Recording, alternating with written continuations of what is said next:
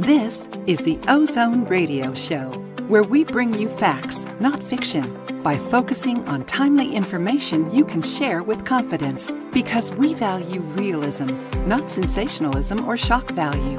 So join us now for ideas and information you can use right away. Welcome to the weekly Ozone Radio Show. I'm Robin Tremingham, and my guests today are Alderhood Chairman Bill Story and UK financial consultant Ian Price. Welcome, gentlemen. Good afternoon. Hi there. So today we're having a very interesting conversation that's quite near and dear to my own heart, and that is the ins and outs and ups and downs of starting a business in retirement.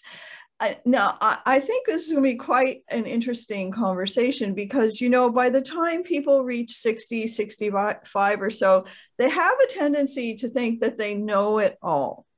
So my first question to both of you is, what are some of the key considerations in how do you evaluate an idea for a retirement business? I think it's very, very relevant for me because that's exactly what I've done. So I've left a PLC in the UK, decided that I actually was ready to do something else. So decided, what can I do? And I think a lot of people start thinking about businesses in retirement and start thinking about what skills have they got that they could then subsequently, to be perfectly blunt, sell on to make a living. So I think you get people who use their existing skills. I think some people use their hobbies, if I'm really honest. They've got a bit of hobbies. You're seeing a far more things, and I'm sure this is worldwide, where there's franchises that are available for people to buy into a franchise. So I see a lot of people start thinking about what skills they got, what can they use to run a business. And I think it's something Bill will come back on, without taking unnecessary risks of ruining their retirement by overexposing themselves, overborrowing, stuff like that. So I think most people, when they start thinking, what do I do well? And I think it comes into what they do as a hobby, to be perfectly blunt, or what they've done in their previous life. Yeah, I think that's right. I was in the same situation, when I retired, basically looking for something to do. And I'm not sure in my case it was like a hobby. It was just a level of interest in sort of helping people understand sometimes complex financial, situations and stuff like that. So I kind of went down that path, and hence we formed the Alderhood group, and then, Robin and I started a blog and all those sort of things. But yeah, you're absolutely correct in as much as I had some money allocated, one might say, into a new business fund, but it really wasn't a lot of money because I was extremely conscious of. It's not just a case of getting started in a new business, and putting the initial capital in. It's what happens if the business does grow and build up, etc. And you've got to have a sustainable business. Does that mean that you're going to put more and more and more and more money into it? So I think there's a lot of complex issues on the financing side. And I think, Bill, what I found interesting was, because I've been in the corporate world, for want of a better word, similar to you, I had to do things and get used to things that were just done for me. Does that make sense? When I was in the corporate world, if I needed a new mobile phone, somebody would sort out my new mobile phone. It was a real shock walking into the Vodafone shop in Swindon, where I happened to actually get myself my own phone and even my own laptop. So I think when you do this, you've got to start really thinking what you're good at and what you're not good at. So a great example is, you guys know me quite well. Believe it or not, I have a PA behind the scenes that looks after me. Why? Because I'm useless at certain jobs, and actually I don't want to do them. I've got that sort of funny age, very funny age, Bill, where I just don't want to do it. So Kelly, my PA, we work brilliantly as a team. And I started thinking about this a lot when we were just getting our heads straight.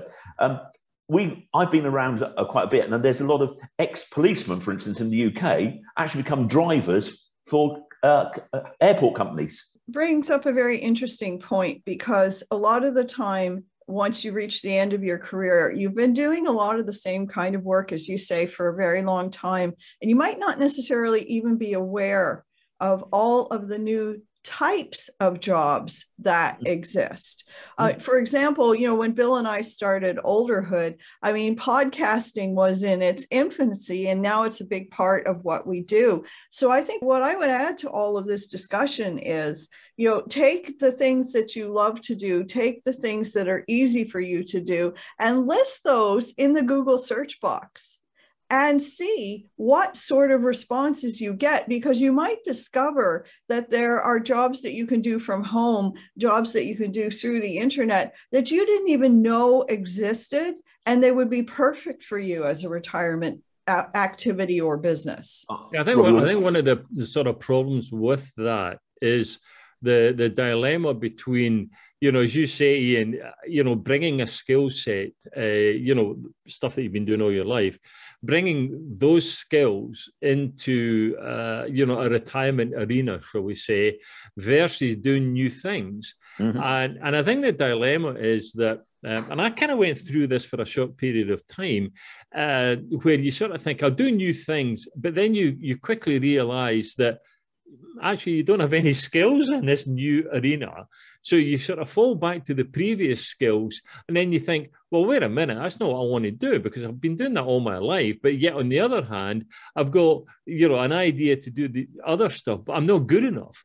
And, when you get to this age, you don't want to beat yourself up by saying, what is it I need to learn to do that? It's a real dilemma for most people. But could agree with you. I call it a bit like when I started, I think when you're in the corporate world, you have a parachute of the corporate world. You let go of that parachute. When I go and do a piece of work, I go and do that piece of work, and then that's it. I'm not expecting 50 to 60 emails to hit my account that day, that type of thing. So you're absolutely right. I met with an older colleague of mine today that I used to work with over 40 years ago, and we were talking about our generation. I'm looking at myself rather than you two. We're not as good as we should be on IT. Hands up, I'm not. My daughter's come around, sort some stuff out. But I think, Robin, you've highlighted, it's a bit like us now. 5 or 6 years ago, we would never have done this. So the last 2 or 3 years, with the introduction of Teams, Zooms, it's changing. Tomorrow, I'm doing a financial wellbeing presentation in Swindon to a company that's all over the UK. We would never have been able to do it. So I think there's really exciting bits, but I think I'm in Bill's camp. Look at what you're good at and go for that, particularly as you get a little bit older, because I like being challenged, and I do like to be challenged, but I've also made sure I don't want to grow a massive business. This is a lifestyle business. And I think that's what's so nice in retirement. I can dip in and out when I want to. I can work when I want to. And to be perfectly honest, I work with people I want to. And that is very rewarding. No, I'm going to agree with all of that and push back just this much at the same time, because, we're all different. From my own perspective, one of the joys of being older and being retired is that you now have time to learn some new things that you might not have had time for before, that you might not have realized could lead to a really exciting new opportunity. Yeah. In my own case, I've had to be learning on the side in little bits about video editing. Not something I ever imagined that I would be passionate about or really enjoy, or even could make a sort of a living out of it. So, some people will never want to learn anything ever again. And I respect that. That's your choice. But if you have, a burning thing inside you that still wants to learn, there are so many ways that you could take a certificate in this or that, and all of a sudden have a part-time retirement business as a result. One of the things, the big word is patience. You got to have patience. And again, there's a little bit of a dichotomy there, simply because, when you were in the corporate world, as you say, Ian, you always had somebody. It could have been a boss, or it could have been a sidekick, or it could have been a client, or whatever it was. And, you would get these emails coming in that says, have you done it yet? Oh, yes. Yeah. And you would say, no. Why not? Well, because I don't really understand what I'm doing. And if you're honest, and I think Ian and I, we were kind of honest fellas, would say, because I don't know what the hell I'm doing. Sorry. Well, we need to get it done by Friday. Well, that may be, whereas now, in having your own business in the retirement years, You know, if you don't get it done by Friday, c'est la vie. You just move on. You know, so the word patience is just be patient with yourself. That's it. Don't worry about anybody else. I mean, okay, if you've got clients and they've got requirements, I get all of that, but you don't have a boss or somebody, you know, bugging you every 20 minutes and say, oh, what do we do? So patience, one of my big words in the retirement years is, have a little bit of patience. I can give a great example. I've been doing a little bit of travelling this week. It's opened up a little bit more. I went up to Manchester, so I drove up to Manchester. It was such a different drive because I had time. I was going to work, but I was meeting a friend for dinner, and you've got this whole thing that lets you go. And I actually think, if I'm really honest with myself now, I think I'm more productive than I've ever been because I only do what I need to do. Does that make sense? It's a bit like you said, Bill, you know, how many times have the three of us been in meetings where we're going to do this, 2 weeks later, no, we've changed our mind, we're going to do this. And whereas now, literally, when you've got your own little business, you go, somebody wants you, this is what I want to do, bang, bang, bang, thank you, go and do it, leave it. And I think that's great. And I do think that more and more people want to do something and working for themselves. I have to say, personally speaking, this is the happiest I've ever been in my working life now because I'm in complete control. You know, so if I mess up, it's me. But I just like the idea of being, you know, and it's really funny. When I had to send out my first invoice for my time, that's the first time I've ever billed somebody for my time because I've been paid all that. Really scary, by the way. Will they pay or won't they? Guess what? They did. Yeah. And it was a lovely feeling, a very rewarding feeling. It gets round to pass the buck syndrome as well. Yeah. You know, because in the corporate world, how many times did you come across people who would pass the buck? You know, have you done this? Have you done that? Well, I couldn't do it because so-and-so didn't do, you know, his or her job. Okay, well, could you do it tomorrow? Well, maybe, perhaps not. Now, in this life, and I agree with you, brilliant, you know, lifestyle. In this life, you can't pass the buck because you are the buck. I mean, you're the only one that's there. You know, if you screw up, you just have to look in the mirror and say, oh, okay, well, I guess that was my problem. Yes, it was your problem. No work, no billable hours. Absolutely. Let me change the discussion here a little bit because I know we do want to get round to talking about financing all of these great ideas. So let's say, Ian, that we have identified an idea, we've done our best to evaluate it, and okay, now we're ready to give it a go. Yep. What are your top tips for somebody regarding how do you actually finance a little retirement startup business? My starting point was don't risk your future retirement, i.e. don't go, this is a great idea, I tell you what, I'm going to put all my money in it, and you lose it at a period of your age when you can never reclaim that. I would say the best business to set up, so I'm a consultant, a classic terminology consultant. It costs me my computer and my mobile phone. That's it. So I would say if you're going to think about a business, my personal belief, and it's very personal, is keep it a low capital investment business. Does that make sense? At the end of the day, if let's for instance say you've got a load of money, like say Bill put, say, pick a figure, say 100,000, it doesn't matter, dollars or pounds or whatever. Ultimately, you want to return on that investment. That return can go into the market we've talked about before, or you invest in your business to give you a return. So I see one is, and I make no bones, I'm quite happy to say, you know, I got made redundant 2 years ago. So I had a redundancy payment. So that was my massive safety net. And I'm in a lucky position because of other assets. The amount of money I earn out of this is really, it sounds awful, pin money. It's fun money. I'm just enjoying it immensely. But, you know, people will look at, do they take capital out of their investments to do this? I just saw a report in the UK. AXA said they reckon 10% of people are actually taking their some tax-free cash to fund a business opportunity.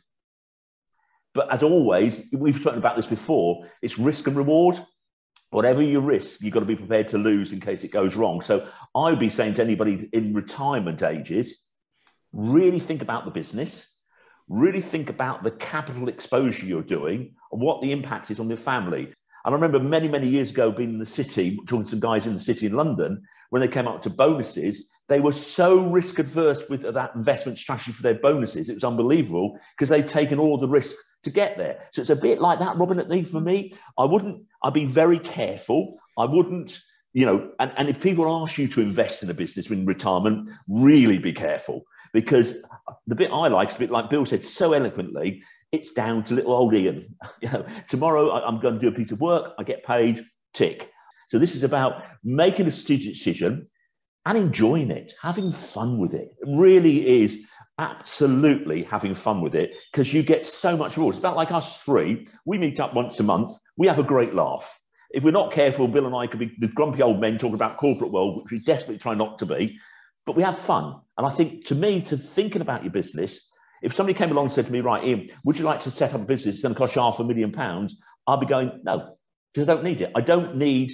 It's about needs and wants. I'd also say one of the things I've always had is an accountant in my personal life. The first thing I'd always do is get an accountant. In whatever you're going to do, get an accountant. Understand, what you can do, what you can't do. But I wouldn't risk, personally, huge amounts at a time of life where you don't necessarily need to take those risks, because the downside, I think, is far greater than the upside. I would add into that. I think your points are correct, because I would add into that the risk reward ratio thing that everybody talks about. How much risk do I have to take to get how much reward? Here's what I did. I took a small piece of cash, of money, out of the retirement pot, if you wish. It wasn't a lot of money. Okay, and I said, I'm going to use that for whatever it is I'm going to be doing. Okay. Well, the beauty of that was that while there may have been some risk, there was no desperate need for reward. So in other words, I didn't need the reward.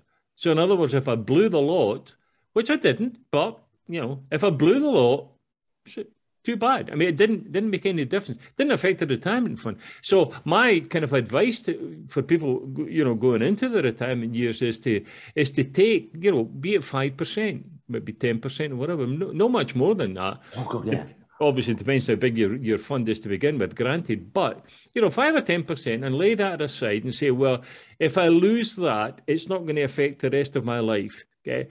Do not step up and keep putting more and more money in. It either has to self-generate, or, you go play golf for the rest of your life. I could agree. I'm in a very lucky position. So I set the business up, just over a year ago. So far, I haven't taken any money out of the business I set up. Because it literally is. Because like you, Bill, we've got other assets and stuff like that. That's a lovely position to be. It's a brilliant position to be in, and I'm, that's why I'm saying very happy. But I think also, there's things you can do. I was thinking about this the other day. I know one of my mates. He bought a property actually because he liked do it yourself. So he bought a little property, did it up, and sold it. That's sort of working in retirement in a different way. Yeah. So I think there's lots of little things you can do that aren't necessarily, let's set up, a limited company or whatever. Just think, are there things you would have liked to do? And he's actually really good at doing it. Mm-hmm. And I think, so he's just doing one a year. And he had so I had that thing, Robin, of a very clear objective. What's this for? Because if you're not careful, I happened to hit 65 on Monday, which used to be in the UK retirement age. But it's not. I don't get my state pension till next year. I'm still going strong. There's a huge debate going on about, are we really prepared? We've touched on this before, mentally, to stop work. Does that make sense? I look forward to speaking to you guys once a month. It's good fun. It's a good laugh. We always smile. That's a nice position to be in. If I didn't have that, what would I be doing? The grass is cut. I'm looking over my garden. The grass is cut, so I can't cut it again this week. And I think that's the mentality side is really good. But it's back to, I wholeheartedly agree with Bill. Have a very clear vision of how much you're prepared to risk, and you've got to be really strong. If it doesn't work, you switch that tap off very quickly, because you don't want to start really eating into your future well-being of retirement when you don't work. Yeah, I have to say I completely agree, because one of the temptations as an older person can be to be a little bit stubborn and to just take the I'm not going to give in sort of attitude, but maybe to your own detriment in an exercise like this. I think there's no harm in saying, okay, I'm going to try this for a year, and then we're going to assess, and we're either going to course correct or we're going to move on. And because you will have had the experience of doing it one way or another, and that will turn out to be a valuable experience, as long as you're willing to say, maybe I won't be doing this forever. Maybe I will have a better idea going forward. Robin, I think that's great. I think one of the first ones we talked about like a glide path into retirement. Do you remember? So in my head, even for me, God willing, I keep my health, I can see another 5 years of this. In my head, by the time I'm about 70, well, maybe, I don't know, but you're absolutely right. And somebody like me who's been in the corporate world being paid, if you made a mistake, you still got paid at the end of the month, usually, unless it was a horrendous mistake, by the way, but usually you got paid. So suddenly it is that environment. But I think more and more people now, I've seen people, one person I know sort of converted a barn in their house and they're doing Airbnb. That's running a little business. I think you've got to be very careful we don't get carried away of, there's lots of quotes, and I'm going to get it wrong about how much money Warren Buffett's made since he's in his 60s, made more. All absolutely fantastic. Brilliant. That's not me. I'm very happy just to come along. Today, I managed to buy a computer for my business, that's a lovely position to be in. So I think really enjoy it and have fun. But I think, like you said, think about it as well. Don't rush it. Bill's so right. This patient word is so good, because you've got that commodity called time. That's about all that we have time for today. Ian, I want to thank you so much for your time, as always. You've been watching the Ozone Weekly Radio Show. If you have a comment or a question about this series, you can reach out to us at Bill, that's BILL, @olderhood.com. And we look forward to chatting with you again soon. Take care, everyone.